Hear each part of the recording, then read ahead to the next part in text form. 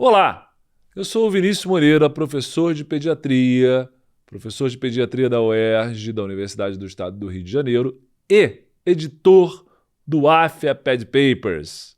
Tenho certeza que você já nos acompanha no Instagram.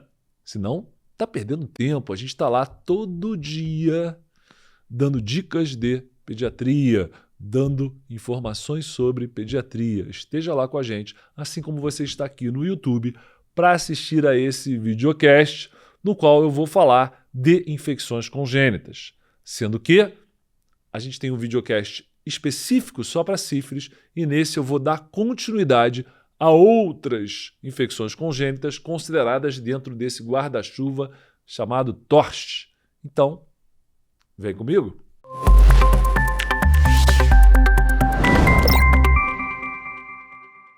Muito bem, pessoal. Começo com aquele esquema de perguntas e respostas. E a primeira pergunta que se faz é: o que é o grupo TORCH em infecções congênitas? TORCH.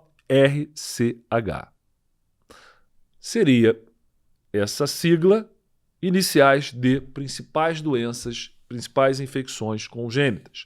T de toxoplasmose, R de rubéola, C de citomegalovírus, H de herpes e o O de others, de outras, como por exemplo a sífilis. O HIV também poderia entrar nessa. Perfeito. Quais são as alterações comuns associadas às infecções do grupo TORCH? Sim, há alterações específicas, como a gente vai ver ao longo desse videocast, mas há alterações comuns. A principal alteração comum que costuma atingir a praticamente todas as infecções congênitas é um problema, um atraso no desenvolvimento do feto, uma restrição ao seu crescimento intrauterino, um impedimento. Então é comum crianças com infecção congênita nascerem pequenas para a idade gestacional. O famoso PIG, né? Pequeno para a idade gestacional. Essa é uma característica comum muito relevante. Outras características comuns: prematuridade, micro ou macrocefalia, calcificações cerebrais, hepatosplenomegalia, trombocitopenia, icterícia, petequias. Tudo isso pode acontecer. Mas uma característica muito comum é nascer pequeno para a idade gestacional, coisa que no HIV especificamente não costuma acontecer, mas vantagem nenhuma de ter um HIV transmitido na vida intrauterina. Péssimo, na verdade, né? Qualquer uma delas é ruim, o HIV pior ainda. E aí, chegou o momento, a gente deu uma geralzinha rápida, da gente individualizar. Então eu vou começar com a toxoplasmose, né? Como é que ela é adquirida durante a gestação? A gestante, que seja soronegativa para toxoplasmose, deve tomar cuidado. Contato com gatos, fezes de gato contaminadas, carne mal cozida, manipulação de comida japonesa. A própria comida japonesa em si não transmite, mas a manipulação sim por um indivíduo infectado. Então ela vai ter que ter restrições na gravidez para evitar a infecção durante a gravidez, porque a infecção durante a gravidez, uma infecção aguda, aumenta a chance de transmissão pela placenta do toxoplasma. Né? E se isso acontece, principalmente na fase da embriogênese, as sequelas são muito maiores. Vamos lá. Há alguma diferença na taxa de transmissão a depender do momento da infecção na gestação? De uma maneira geral, sim. Para todas as infecções congênitas. Por quê? Porque a placenta é um grande filtro. E ela é tão mais eficaz quanto mais nova ela é. Ao final da gravidez, ela já está caducando.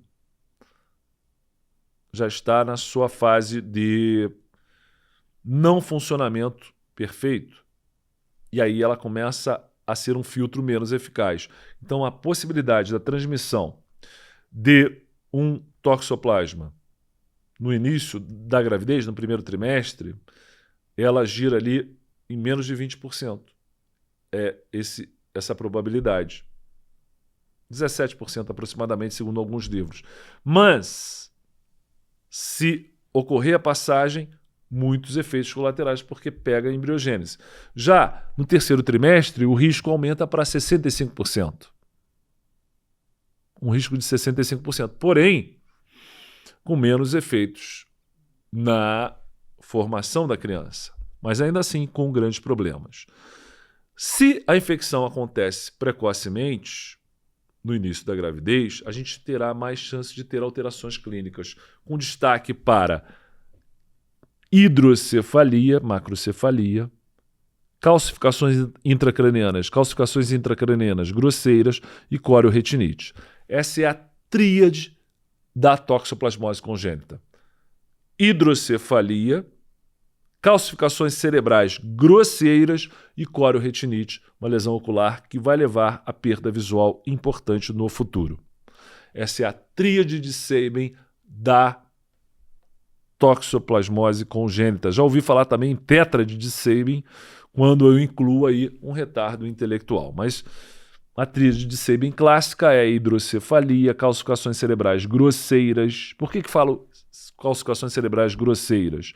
Porque espalhadas pelo cérebro, as periventriculares eu vou ver principalmente na infecção pelo citomegalovírus.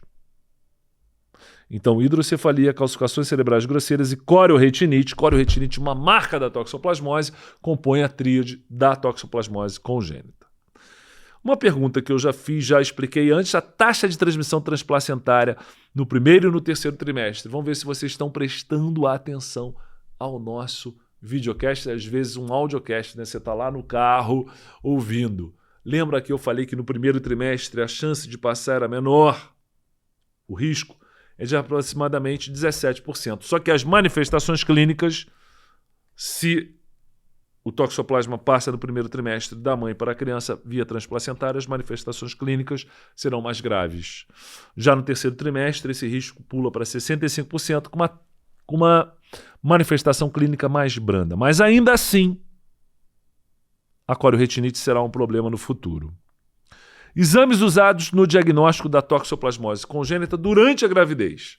Um ultrassom fetal pode mostrar alterações morfológicas, um PCR do líquido amniótico, uma sorologia para IgM-IgG ao nascimento,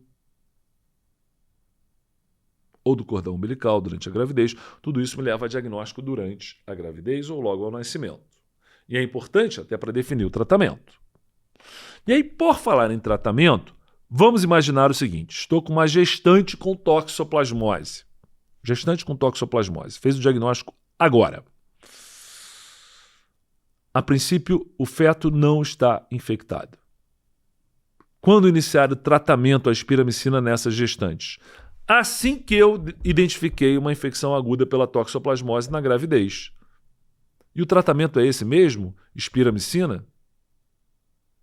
Cujo nome comercial é rovamicina, mas a espiramicina, um antibiótico muito útil no tratamento da toxoplasmose, tem o seu papel na gestante no primeiro trimestre, por algumas características específicas. É um bom tratamento contra o Toxoplasma gondii.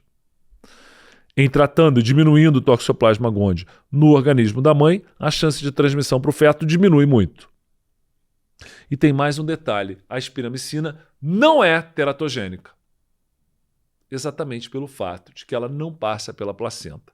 Só que isso traz um problema anexado, em conjunto, que é o seguinte: se não passa pela placenta e o feto está infectado, não tratará o feto. Não chega no feto. Então, o mesmo motivo que faz com que ela não seja teratogênica, porque ela não chega no feto, a espiramicina faz com que ela não trate a toxoplasmose que já está causando doença no feto. Então, no primeiro trimestre, sem infecção do feto, a gente pode experimentar e tentar a espiramicina na gravidez e pode ser feita durante toda a gravidez, contanto que o feto não se infecte. Se o feto se infectar e já tendo passado da fase da embriogênese, já estando pelo menos na segunda metade da gestação, é possível fazer um tratamento que, se feito antes, poderia ser teratogênico, porque ultrapassa a barreira placentária, mas que vai tratar o feto caso ele esteja infectado. sulfadiazina mais pirimetamina, mais ácido folínico para evitar a anemia macrocítica pela deficiência de ácido folínico. Então, repõe um ácido folínico. Muito bem, mas o tratamento básico é sulfadiazina com pirimetamina. Muito bem. E aí, a próxima pergunta é como tratar a toxoplasmose congênita. A criança já nasceu, está com toxoplasmose congênita? É aquele mesmo tratamento que eu faria na gestante ao final da gestação.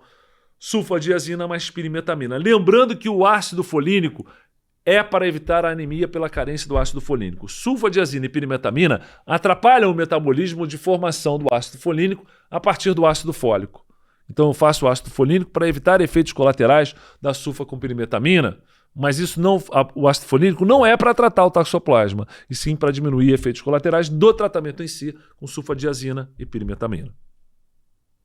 Certo? Isso é importante. Né? Outro detalhe, posso precisar de corticoide se eu tiver a coriorretinite. Tá? Ou se eu tiver uma hiperproteinorraquia nesse paciente com toxoplasmose congênita. Detalhe da toxoplasmose. Presta atenção nesse detalhe aqui, ó. Olho no olho. Se o paciente foi infectado pelo toxoplasma durante a gravidez, ele irá ter perda visual ao longo da vida por coriorretinite, caso você não trate. Só que muitas crianças nascem de mães com história de toxoplasmose, às vezes desconhecida a história, nascem com toxoplasmose congênita completamente assintomáticas e terão perda visual ao longo da vida. Então o ideal é que se faça um pré-natal onde seja feita sorologia para toxoplasmose. E, melhor que isso, um backup, uma garantia. Hoje em dia está incluído no teste do pezinho o exame para a toxoplasmose congênita. Um exame para toxoplasmose. Então, se eu identifico logo ao nascimento, eu consigo tratar precocemente com sulfa com pirimetamina e ácido folínico e reduzo enormemente o risco de perda visual. Por isso, tão importante no teste do pezinho, o teste para toxoplasmose, para pegar esses casos de toxo congênita que passariam desapercebidos. Isso é fundamental. Vamos lá. Continuando, eu agora vou progredir para a rubéola congênita. Rubéola congênita. A rubéola em si é chamada de um sarampinho, né? É uma doença exantemática que tem uma conjuntivite como no sarampo, mas muito menos intensa, não há fotofobia, há um rash menos confluente, que também é crânio-caudal como no sarampo, mas se associa com uma febre mais baixa, o quadro é muito mais brando. A rubéola passa-se por ela sem grandes problemas no futuro. O prognóstico é bom. Tem muitos gânglios. Doença exantemática com gânglio lembra da rubéola. Mas qual é o problema da rubéola? Vamos lá. Vamos pensar juntos. O problema é a rubéola congênita. A transmissão do vírus da rubéola via transplacentária é um desastre para a criança. Principalmente se pega a fase lá da embriogênese. Porque leva a retardo do crescimento intrauterino, mas pior que isso. Leva a catarata, surdez neurosensorial e cardiopatia congênita. Lembra do coraçãozinho? Falei sobre isso em vídeos de doenças exantemáticas. Na rubéola congênita, desenha o coração, catarata, surdez neurosensorial e cardiopatia congênita. É das infecções congênitas aquela que pode levar ao aparecimento de uma cardiopatia congênita. Seja uma persistência do canal arterial, seja uma estenose de artéria pulmonar. Terrível. E aí, como é que eu posso prevenir a rubéola congênita? Ora, muito simples. Vamos vacinar todo mundo. Antes de engravidar, vamos vacinar todo mundo à época própria. Qual é a recomendação do Ministério da Saúde? Vacinar com 12 meses e com 15 meses está imunizado. Mas uma mulher em idade fértil que nunca tomou vacina contra a rubéola deve fazê-lo, para que na gravidez não haja risco da infecção, certo? Agora, vamos pensar na seguinte situação. A gestante não tem história prévia da doença, o que levaria a uma imunidade natural, não tem história prévia da doença, não tem história de vacinação e entrou em contato com um indivíduo com rubéola. Ela não pode tomar a vacina de bloqueio, porque a vacina é com vírus vivo, atenuado. Então ela tem que fazer a imunoglobulina o quanto antes. Muito bem. A gente agora vai continuar com o citomegalovírus congênito. Só que tem um detalhe. Pessoal, nesse momento, eu serei obrigado a fazer uma divisão. Até então, estavam todos conosco aqui. Agradeço muito a presença de vocês. Divulguem o nosso videocast, né? O nosso podcast. Você também pode ouvi-lo apenas, mas pode vê-lo também. Estaremos aqui presentes para lhes trazer o melhor, o mais atualizado, o mais simples de se entender de conhecimentos pediátricos, seja para o dia a dia, seja para a prova. E a gente tem vários produtos aqui que podem ser muito úteis no seu dia a dia. Quer um exemplo? Curso de atualização em pediatria, que vai te ajudar no seu dia a dia, no consultório, por exemplo. Curso de emergências pediátricas para quem está lá na linha de frente na emergência, no pronto-socorro. E preparatórios sensacionais para a prova do TEP, para a prova do TEM, aumentando enormemente a sua chance de conseguir o título tão desejado. Com grupos de WhatsApp, interação, correção de prova, tudo está lá. Então, se você faz parte do nosso time em qualquer um desses produtos, em qualquer uma dessas vertentes, a gente se propõe a te dar um brinde a mais, que é a continuação desse vídeo. Se você não faz parte desse grupo, eu agradeço a sua participação até agora e espero que tenha sido bastante útil para o seu dia a dia. E se você faz parte do grupo, que você continue com a gente e aproveite esse presente a mais.